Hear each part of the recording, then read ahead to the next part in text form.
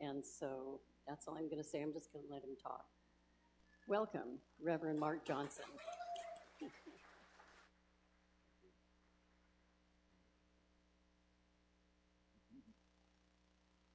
I on? No, good. Oh, wow. Wow. These are tears because Gary Floyd is amazing. If you've ever wanted somebody to come to this center and understand what we're about, show up and bring them with you at the end of April.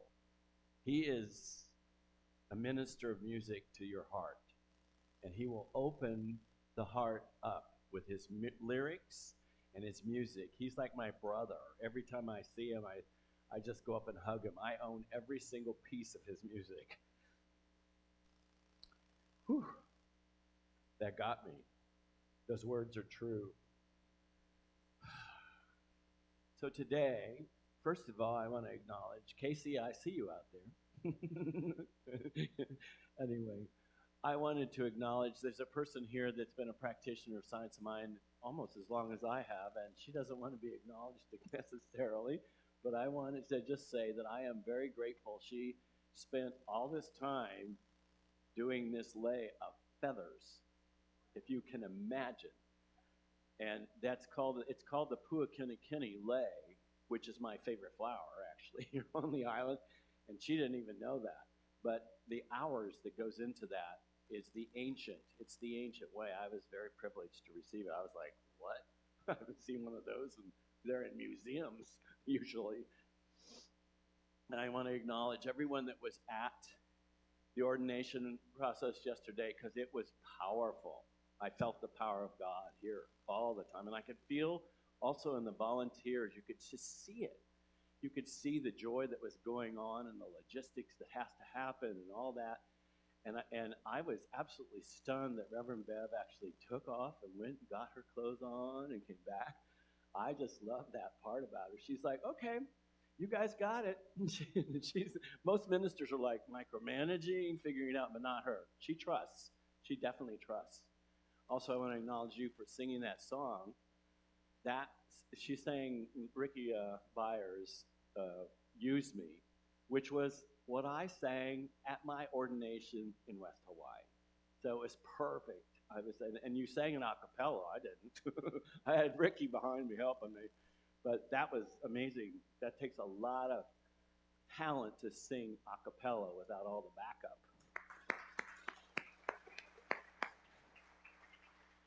Well, now I better get to my talk. We're talking today about the still, small voice. And I don't know about you, but sometimes it's pretty silent when you go within. And they think, there's two voices in me, and one of them is loving, and the other one's critical. You can choose each time which one you're going to listen to. If it's the one that says you're ugly, you're fat, you're this, that's not you. It's an old thought system that's promoting the past. But the ultimate is to choose the loving voice. And we're all human, so we're going to have errors because that voice, the other voice speaks first. Like when you see something with your eyes, you immediately judge. The thing to do is to be still and know, and choose again, and choose again. Science of Mind is the most brilliant teaching because it's teaching you your thoughts are going to produce your life. And so if you know that, we say, give up stinking thinking, because it doesn't work, and you end up in a hole, depressed and wondering why. The world does look like it's in chaos. But as my 91-year-old father said, it's been in chaos since I was a child. Do you think it's going to change? Well, yes, it does change by each of us. Because as we extend love and choose the voice that's loving and do loving acts and see the light in our brothers and sisters, there's an amazing thing that happens. we receive, by extending the love to the other person, we receive the blessing. And the other person may not receive it. You've had people where you say, oh, you don't need to do that. And they're like, oh, yes, I do. Well, they may need to do that. So we don't get to judge them. We have to have compassion because we do have the idea that our thoughts are creating form, and so are theirs. But we have to be compassionate. And I really believe that we need to change our perceptions, not the people. We need to change our perceptions about what we're seeing. And I always say, Jesus, I need some help here. I'm about ready to judge this person. And I always say to the ego, I have to walk over here. Thank you, Ray. I say to my ego, you need to sit in the back seat, and I love you, and thank you for sharing all this BS, but I don't need to hear it. And then I say, Holy Spirit, speak to me. Now, some of you say, well, I don't hear the Holy Spirit. How many here have intuitions or thoughts that show up? Okay, that's the same thing as the Spirit. All you have to do is follow up on those thoughts when they come to you, because sometimes the still small voice doesn't speak to you. It has to give it to you in the form of an intuition or a friend coming up and saying something to you. Go, oh, that's what I'm supposed to do.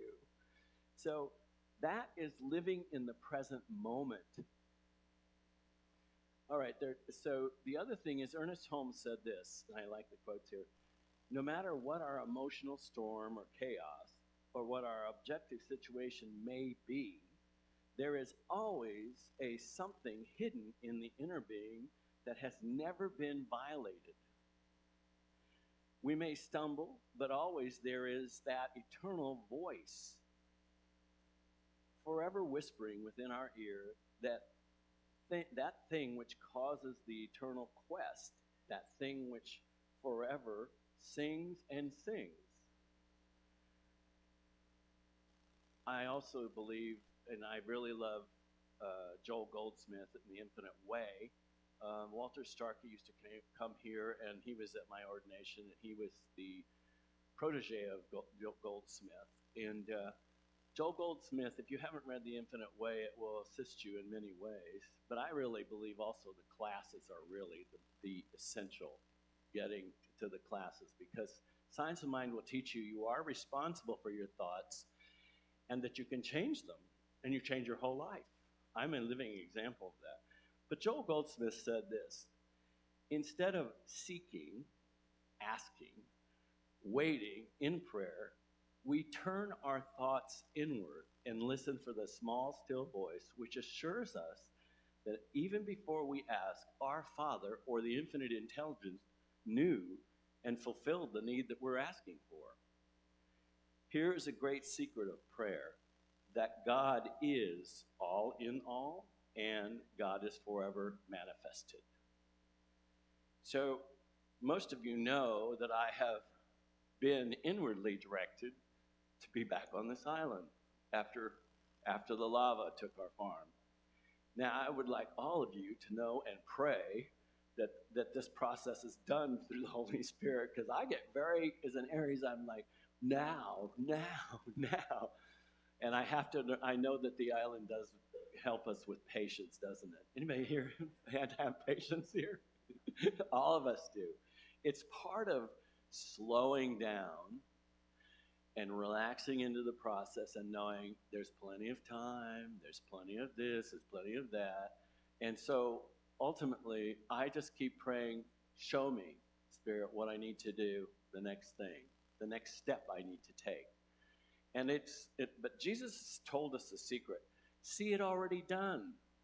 I'm already seeing myself sitting out on the lanai down at Kaloli Point with Rev Bev, and we're talking about stuff and drinking martinis and having a good time. I'm like, let's just do that, have fun.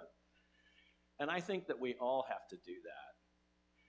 The other thing that Joel Goldsmith said is, the still small voice is the power that destroys the illusions of this world. So when most of us go in for meditation, we hear the to-do list, the things we need to do, and things we got to do, we got all this stuff. you just got to listen to it and go, thank you for sharing, thank you for sharing, thank you for sharing. I'm going into the silence now. It's like, no, no, no, you need to do this. You need to get this done. I'm like, no, no. Because going into the silence, being still and knowing, sets the tone of the day that we're going to have. If we don't choose that and we choose the chatterbox that speaks first, it's always about duties and stuff, then we have that day. How many here has had what I call a bad hair day? You're like, oh my God, shut up. It's like, shut that voice up. So that's usually a day that I thought, oh, I don't have time to meditate this morning. Big mistake. Because it leads to craziness, which we all have, but not that kind of craziness. So the other thing Ernest Holmes said that I thought was really good is, when you feel intimately and deeply that nothing separates you from God, which is I call the infinite intelligence, you feel a great sense of satisfaction, peace, strength, freedom. It comes over you that no one who has not chosen to ascend to a much higher spiritual consciousness ever could have. So that's saying, just surrender. You know, I think of the Wizard of Oz. How do we get home to the heaven? Click your heels and choose the voice that's for love. And that's all you have to do, because the rest of it will unfold. And I like this one. This is pretty much, Ernest said this, but I feel the same way. I have come to bring peace. I am the child of joy. To all who will, I give life. I am formed of happiness. I come from eternal stillness, quietness, and confidence are mine. In the heart of the Father, I have lived forever. Ernest was amazing. His quotes are just amazing. I invite each of you to take the time each day to honor that part of you that has never been, it's not your story. Your story's your story. If you don't like your story, change your story. Change is like, I mean, all of us have felt I'm not enough. And that's just a race consciousness thing that's been promoted for centuries. The ultimate truth is there is a part of you that has never had, it has always had everything. And it's in us as an intelligence. And we get to choose between the blabbermouth of the ego, or we get to choose the Holy Spirit, that small, still voice. And when we choose the Holy Spirit, we have the greatest gift on this planet. And it's not a Mercedes, and it's not a house, and it's not all this stuff that the ego's like, why don't you get this or get that? This. It is peace of mind. That is the biggest gift we can ever give ourselves. And then when we look at things, we can go, oh, I made an error, I choose again. Choose a new thought. And I'm going to leave you with one of my favorite quotes here from Buddha, because I just love Buddha too. If we could see the miracle of a single flower clearly, our whole life changes. All is God in vibration. Everything here, Walter Starkey wrote a book called It's All God, the Flower and the Fertilizer. Some of us get really into the fertilizer. It's like, oh, I hate everything and I don't like this. That doesn't promote the flower, but it does get you to the point of being sick of it, to the point where you're like, I'm done with this thought. And what we have to do is realize we are here by divine appointment, or we wouldn't be here. So we're going to make errors. We're going to make mistakes. That's just a given. And there is really no guilt unless you start tripping yourself about how critical you are of yourself. What is the point of that? I don't know. I heard many religions are, you got to be perfect, be critical to be perfect. I thought, that doesn't even make sense. Does that make any sense to you? Doesn't me. So I believe that we have to choose that voice that is loving within each of us. And as we do that, all sorts of miracles happen. And we have to be patient, which is not my strong suit, I can tell you. But we are, if we're patient, It will come through one person, another. The voice will speak to you. And whatever it is, it will be like, oh, I see that now.